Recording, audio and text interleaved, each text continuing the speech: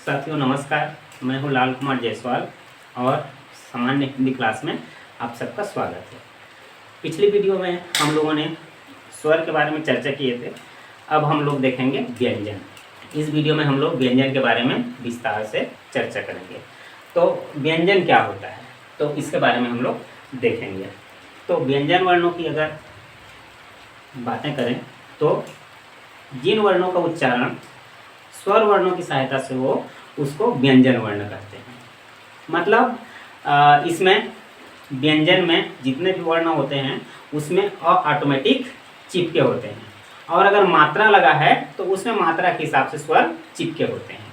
तो इसका हम लोग परिभाषा लिख लेते हैं। जिन वर्णों का उच्चारण स्वरों की सहायता से हो उसे व्यंजन वर्ण कहते हैं। इनकी संख्या 33 होती है। अब इसको हम लोग देखेंगे विस्तार से।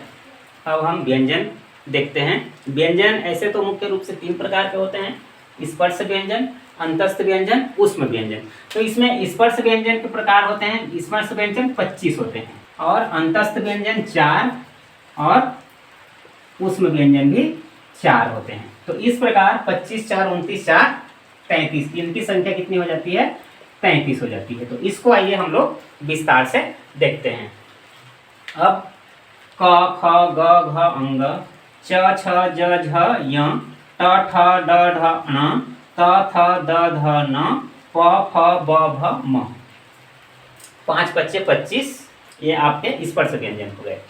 तो इसको 5 वर्गों में बांट दिया गया है, इसलिए इसको वर्गीय व्यंजन भी कहते हैं। क्योंकि इसको 5 वर्गों में बांट दिया गया है, इसलिए ये वर्गीय व्यंजन भी इसको कहा जाता है। अब देखते हैं क वर्ग, च वर्ग, ट वर्ग, त वर्ग, प वर्ग। अब ये जो 5 वर्ग दिए हैं इसका उच्चारण स्थान है। तो इनका उच्चारण स्थान देखते हैं। इसका उच्चारण स्थान दिया है कंठ, तालु, मूर्धा, दंत, ओष्ठ। जो क वर्ग होते हैं, क वर्ग का उच्चारण स्थान कहाँ होता है? कंठ होता है, अपने कंठ से होता है। बोल के देखते हैं क, ख, ग, घ, अंग।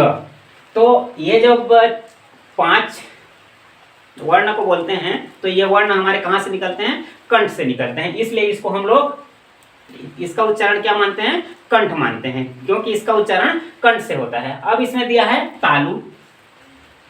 जो च वर्ग है इसका उच्चारण स्थान कहाँ है? तालु। उच्चारण करके देखते हैं च, छ, ज, झ, य। जब हम लोग इसका उच्चारण करते हैं तो हमारा जीभ किसको स्पर्श करता है? तालु को स्पर्श करता है। इसलिए इसका उच्चारण स्थान क्या हो गया? इसका उच्चारण स्थान हो गया तालु। अब आता है मूर्धा। तो आप मूर्धा किसको बोलते हैं? जो हमारा तालु है, जो तालु है, तो तालु के लास्ट हिस्सा मतलब पीछे हिस्सा को हम लोग बोलते हैं मूर्धा। तो ये जो ट वर्ग है इसको हम लोग जब उच्चारित करते हैं तो ये हमारे मूर्धा से निकलता है। इसको बोल के देखते हैं ट, ठ, ड, ढ, ण। जब इसका उच्चारण होता है तो ये कहाँ से निकलता है?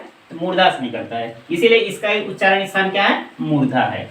अब देखते हैं त वर्ग। इसको ये कहाँ से निकलता है? दंत से निकलता है, दांत से टकरा के निकलता है। इसका हम लोग जब भी उच्चारण करते हैं तो हमारा जीभ दांत से टकराता है, इसीलिए इसको क्या बोलते हैं? दंत वर्ग में लेते हैं। इसको देखते हैं त, थ, द, ध, न। इसको अगर हम लोग बोलते हैं तो हमारा जीभ कहाँ से टकराता है? दांत से टकराता है, इसलिए ये दांत से निकलता है। मतलब हमारा जीभ दांत से टच करके निकलता है। अब आता है होष्ठ। होष्ठ या ओठ जो भी है, जो प वर्ग होता है इसका उच्चारण स्थान कहाँ है? होष्ठ है।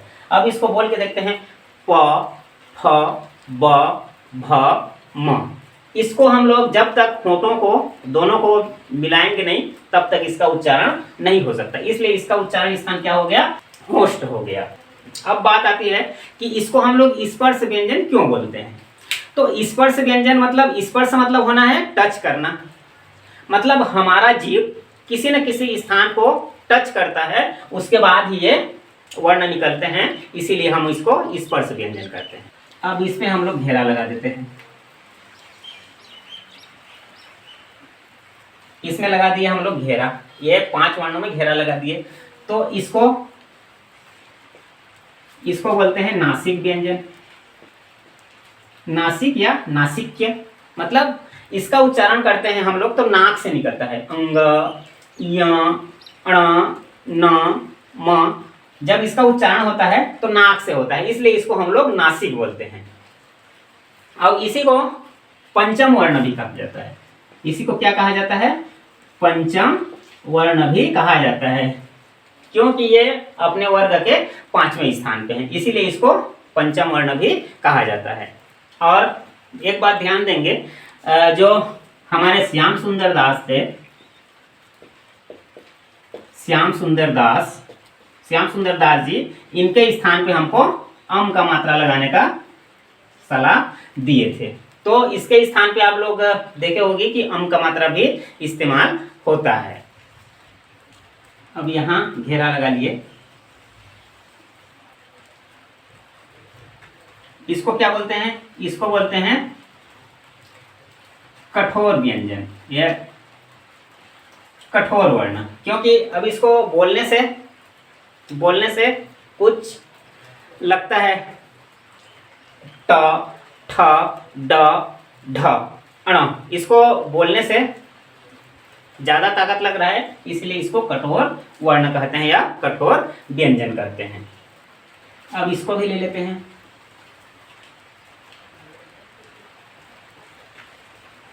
च, इसको क्या बोलते हैं? इसको स्पर्श संघर्षी। अब इसको बोल के देखिए, च, छ, ज, झ।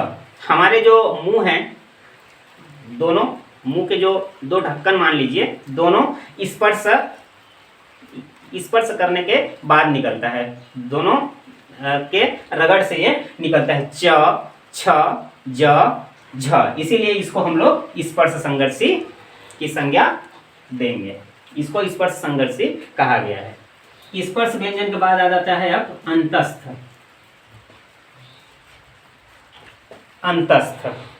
अंतस्थ व्यंजन लिख लेते हैं। अंतस्थ व्यंजन कितने हैं? 4 हैं। य, र, ल, व। अब इसको अंतस्थ व्यंजन क्यों बोलते हैं? अंतस्थ मतलब अंदर। इसको हम लोग जब बोलते हैं तो वायु जो है सीधे अंदर से बाहर निकल आती है। बोल के देखते हैं, य, र, ल, व। इसको बोलते हैं तो आवाज सीधा अंदर से बाहर निकलता है, इसीलिए इसको अंतस्थ व्यंजन कहते हैं। अब ये जो य, र, ल, व है, ये चारों को अर्धस्वर कहते हैं। अर्धस्वर। और इसको अर्धस्वर कौन बोलते हैं?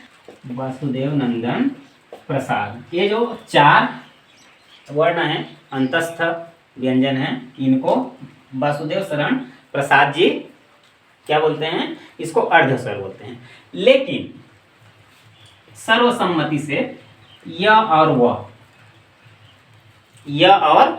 व, ये दोनों को अर्धस्वर कहा जाता है। ये सर्वसम्मति से इसको अर्धस्वर माना जाता है। जैसे कि इंग्लिश में वाई को अर्धस्वर मानते हैं, उसी प्रकार इसमें य और व को अर्धस्वर मानते हैं। इसमें बस एक बात ध्यान रखना है कि ये चारों वर्ण को वासुदेव नंदन प्रसाद जी चारों को अर्धस्वर बोलते हैं। ल को बोलते हैं पार्श्विक व्यंजन। ल को क्या बोलते हैं? पार्श्विक व्यंजन। अब र बच गया। र को क्या बोलते हैं? लुंठित। र को लुंठित व्यंजन बोलते हैं। इस प्रकार अब हमने देख लिया य, र, ल, व। इसको वासुदेव नंदन प्रसाद जी क्या बोलते हैं? अर्धस्वर बोलते हैं। लेकिन सर्वसम्मति से किसको माना गया है अर्धस्वर? य और व को माना गया है। इसमें भी ल को पार्श्विक व्यंजन बोलते हैं और र को लुंठित व्यंजन बोलते हैं। इस प्रकार हमारा अंतस्थ व्यंजन भी हो गया। अब देखेंगे ऊष्म व्यंजन। अब देखते हैं ऊष्म व्यंजन। अब इसको बोलोगे आप लोग कि इसको ऊष्म व्यंजन क्यों बोलेंगे? ऊष्म ऊष्म मतलब ये जो वर्ण होते हैं स स स ह, स स स ह, इसको स स स ह, इसको हम लोग जब बोलते हैं तो इसमें वायु की मात्रा अधिक निकलती है, इसीलिए हम उसको ऊष्म व्यंजन की संज्ञा में रखते हैं। इसको क्या बोलते हैं? तालव्य स। इसको क्या बोलते हैं? मूर्धन्य स। और इसका क्या बोलते हैं? दंत्य स।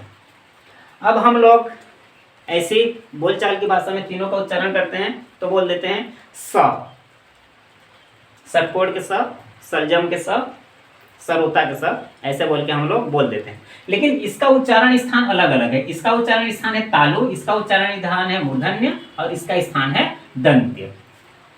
तो इसीलिए इसके उच्चारण में हमको ध्यान देना है। इसको कांकल्य वर्ण बोलते हैं, कांकल्य वर्ण। स्वर तंत्रीय वर्ण भी बोल देते हैं, स्वर तंत्रीय वर्ण। ह को कांकल्य वर्ण और स्वर तंत्रीय वर्ण भी बोलते हैं। अब हम लोगों ने व्यंजन देख लिया। अब इसी व्यंजन के कुछ और रूप हैं, उसको भी हम लोग देखते हैं। एक आ जाता है संयुक्त व्यंजन। संयुक्त व्यंजन, संयुक्त व्यंजन नाम से ही स्पष्ट है कि साथ में होंगे। तो संयुक्त व्यंजन ऐसा व्यंजन है जब दो व्यंजन वर्ण आपस में मिलके एक व्यंजन वर्ण बन जाए तो उसको हम बोलेंगे संयुक्त व्यंजन। ये क्या क्या है? छ, त्र, य, स्र। अब इसको देखते हैं। क, स, दोनों मिलके क्या बने? छ। त, र